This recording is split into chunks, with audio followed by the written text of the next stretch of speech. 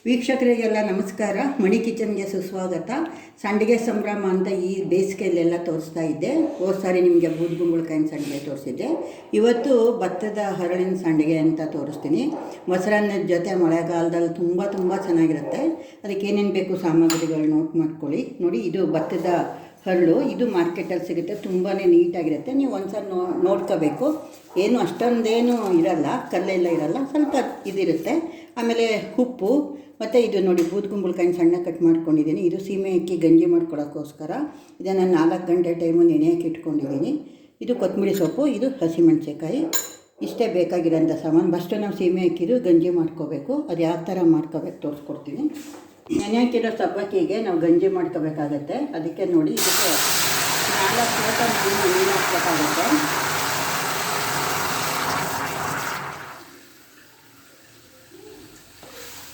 ಬಿಸಿ ನೀರು ಕಾಯಿಸಿ ಇಟ್ಕೊಂಡಿದ್ದೆ, ಸೊ ಬೇಗ ಆಗುತ್ತೆ ಅಂತ ನಾನು ನಿಮ್ಗೆ ತೋರಿಸ್ತಾ ಇದ್ದೀನಿ. 4 ಲೋಟ ನೀರು ಹಾಕಿದ್ದೀನಿ. ಅದು ನೀರು ಕುದೀತಾ ಇದೆ. ಇವಾಗ ನಾವು ಇದನ್ನು ಹಾಕ್ಬಿಡೋಣ.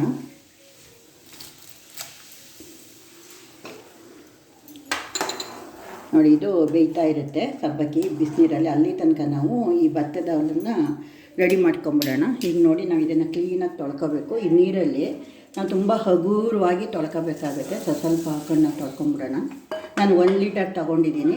ನೋಡಿ, ಇಷ್ಟೇ. ನಾವು ತುಂಬ ಸಿಂಪಲ್ಲಾಗಿ ಹಗುರವಾಗಿ ತುಂಬ ಚೆನ್ನಾಗಿ ಇದು ಮಾಡಬಾರ್ದು.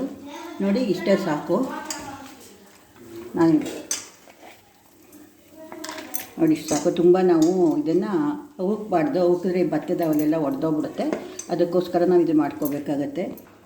ಇದು ನೋಡಿ, ಇದನ್ನೆಲ್ಲ ನಾನು ಇವಾಗ ಈ ಥರ ಅದೆಲ್ಲ ತೊಳೆದು ಇಟ್ಕೊಂಡಿದ್ದೀನಿ. ಇವಾಗ ಇದಕ್ಕೆ ನಾವು ನೋಡಿ, ಇದು ಕೊತ್ತಂಬರಿ ಸೊಪ್ಪು, ಆಮೇಲೆ ಖಾರ, ಹಸಿಮೆಣಸಿನ್ಕಾಯಿ ಜಜ್ಜಿಟ್ಕೊಂಡಿದ್ನಲ್ಲ, ಅದು ನಿಮ್ಗೆ ಎಷ್ಟು ಬೇಕು ಅಷ್ಟು ನೀವು ಹಾಕ್ಕೊಳ್ಳಿ. ಆಮೇಲೆ ಉಪ್ಪು, ಗಂಜಿಗೊಂದು ಸ್ವಲ್ಪ ಹಾಕ್ತೀನಿ. ಅದಕ್ಕೆ ನಾನು ಇದಕ್ಕೊಂದು ಸ್ವಲ್ಪ ಹಾಕಿರ್ತೀನಿ. ಆಲ್ರೆಡಿ ನೋಡಿ ಗಂಜಿ ಆಗಿದೆ. ನೋಡಿ, ಇವಾಗ ಸುಮಾರು 10 ನಿಮಿಷ ಆಗ್ತಿದ್ದಂಗೆ ಸೀಮೆ ಅಕ್ಕಿದು ಗಂಜಿ ಆಗಿದೆ. ಈಗ ಇದಕ್ಕೊಂದು ಸ್ವಲ್ಪ ನಾನು ಉಪ್ಪು ಹಾಕ್ತೀನಿ. ಇದನ್ನು ಆಫ್ ಮಾಡಿಬಿಡ್ತೀನಿ. ಇವಾಗ ನೋಡಿ, ಈ ಥರ ನೀರಿನ ಬಣ್ಣ ಬರಬೇಕು. ಇದು ಗಂಜಿ ಆಗಬೇಕು. ಒಂದು ಸ್ವಲ್ಪ ಆರಿದ ಮೇಲೆ ಗಟ್ಟಿ ಆಗುತ್ತೆ.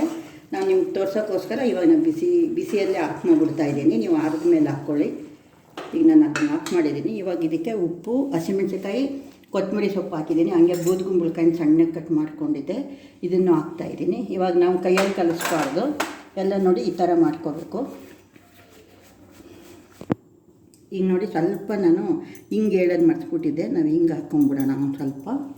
ಇವಾಗೆಲ್ಲ ಆಗಿದೆ. ಈಗ ನೋಡಿ, ಗಂಜಿ ಆಗಿದೆ ಅಲ್ಲ. ಈಗ ಗಂಜಿನ ನಾವು ಅದಕ್ಕೆ ನೋಡಿ, ಇದಕ್ಕೆ ಒಂದು 5-6 ಸೌಟು ಹಾಕ್ಕೊಂಬಿಡೋಣ. ಸೀಮೆ ಅಕ್ಕಿದು ಗಂಜಿ.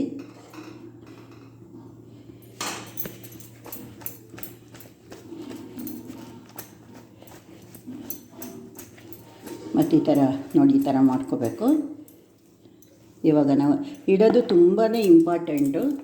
ತುಂಬ ಅಂದರೆ ತುಂಬ ಹಗುರವಾಗಿ ನೋಡಿ, ಇಷ್ಟೇ ಹಿಂಗೆ ಇಡಬೇಕಾಗತ್ತೆ. ನೋಡಿ, ಸೀಮೆ ಅಕ್ಕಿ ಎಲ್ಲ ಒಂದು ಸಮಕ್ಕೆ ಗಂಜಿ ಎಲ್ಲಕ್ಕೂ ಹರಡ್ಕೊಂಡಿರೋದ್ರಿಂದ ನಾವು ಇದನ್ನು ಹೊಡೆದೇ ಥರ ಪುಡಿ ಹೊಡಿಬಾರ್ದು. ಹೀಗೆ ನಿಧಾನಕ್ಕೆ ನೋಡಿ ಈ ಥರ ಇಟ್ಕೊಂಡು ಹೋಗಬೇಕು. ತುಂಬಾ ಬಿಸಿಲಲ್ಲಿ ಇದು 2 ದಿನ ಒಣಗಬೇಕು. ಆಮೇಲೆ ತಿರುಗಿಸಿ ಒಣಗಿಸ್ಬೇಕು. ಇದು ಸುಮಾರು ಒಂದು 10 ಲೀಟರ್ ತಗೊಂಡ್ರೆ ಸುಮಾರು ಒಂದು 2 kg 3 kg ಅಷ್ಟು ಸಂಡಿಗೆ ಆಗುತ್ತೆ. ಇದು ನಾವು ಹಂಗೆ ರೆಡಿಮೇಡ್ ತೊಗೊಂಡ್ರೆ ತುಂಬಾ ಕಾಸ್ಟ್ಲಿ, 600-500 ರೂಪಾಯಿ ಹೇಳ್ತಾರೆ. ಬಟ್ ಸ್ವಲ್ಪ ನಾವು ಕಷ್ಟಪಟ್ಟರೆ ನಾವು ಮನೆಯಲ್ಲೇ ಮಾಡ್ಕೋಬೋದು, ನಮ್ಮ ಟೇಸ್ಟಿಗೆ ತಕ್ಕಂಗೆ. ನೋಡಿ, ಈ ಗಂಜಿ ಹಾಕ್ಕೊಳ್ಳೋದ್ರಿಂದ ನಮಗೆ ತುಂಬಾ ಈಸಿ ಆಗುತ್ತೆ ಮತ್ತು ಹಗುರವಾಗಿರುತ್ತೆ. ಈ ಥರ ನಾವು ಇಟ್ಕೋಬೇಕಾಗತ್ತೆ. ಇನ್ನೊಂದು ಸ್ವಲ್ಪ ನಾವು ಹಾಕ್ಕೊಂಬಿಡೋಣ ಗಂಜಿ ಕೆಳಗಡೆಗೆ.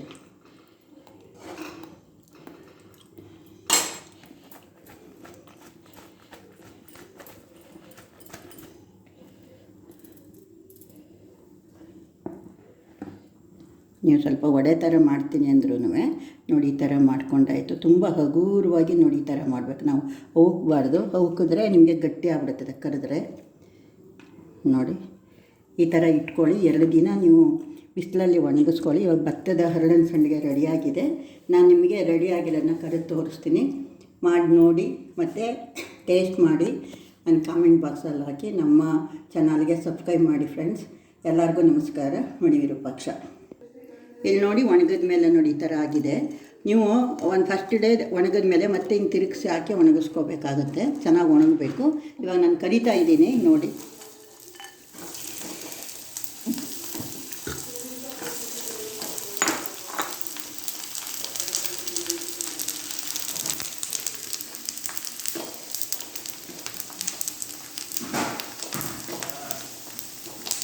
ಎರಡು ಕಡೆ ತಿರುಗಿಸ್ಕೊಂಡು ಬೇಯಿಸ್ಕೊಳ್ಳಿ. ಸ್ವಲ್ಪ ಉರಿ ಹೆಚ್ಚಿಗೆ ಇರಲಿ, ಆಮೇಲೆ ಕಮ್ಮಿ ಮಾಡಿಕೊಡಿ, ಇಲ್ಲದೇ ಸೀದಾ ಬಿಡುತ್ತೆ.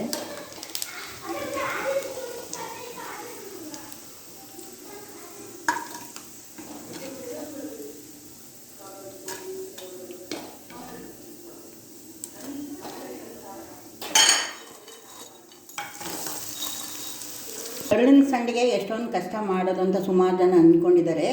ಎಷ್ಟು ತುಂಬಾ ಈಸಿಯಾಗಿ ತೋರಿಸಿದ್ದೀನಿ. ಟ್ರೈ ಮಾಡಿ. ಫಸ್ಟ್ ಟೈಮ್ ಮಾಡಿದಾಗ ಸರಿ ಬರಲ್ಲ ಅಂತ ಅಂದ್ಕೋಬೋದು, ಬಟ್ ಎರಡನೇ ಸಾರಿ ಮೂರನೇ ಸಾರಿ ಖಂಡಿತ ಚೆನ್ನಾಗಿ ಬರುತ್ತೆ. ಮಾಡಿ ನೋಡಿ, ತಿಂದು ನೋಡಿ, ನನ್ನ ಕಾಮೆಂಟ್ ಬಾಕ್ಸಲ್ಲಿ ಹಾಕ್ತೀರಾ ಅಂತ ನಂಬ್ಕೊಂಡಿದ್ದೀನಿ. Bye friends.